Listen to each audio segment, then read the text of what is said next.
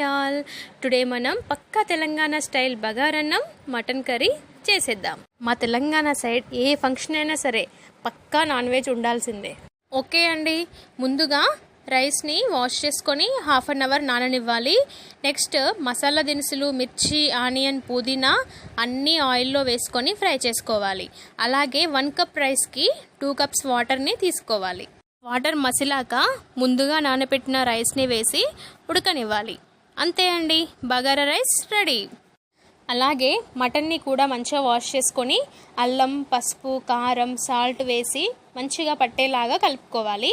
Next ఒక కడాయి పెట్టుకొని oil వేసుకొని ఆనియన్, మిర్చి, ఆనియన్ పేస్ట్ వేసి గోల్డెన్ కలర్ వచ్చే వరకు ఫ్రై చేసుకొని ముందుగానే కలిపి పెట్టుకున్న మటన్ని కూడా వేసి ఒక 30 మినిట్స్ ఫ్రై చేసుకోవాలి. తర్వాత సరిపడా వాటర్ని వేసి ఇంకొక 30 మినిట్స్ కుక్ చేసుకుంటే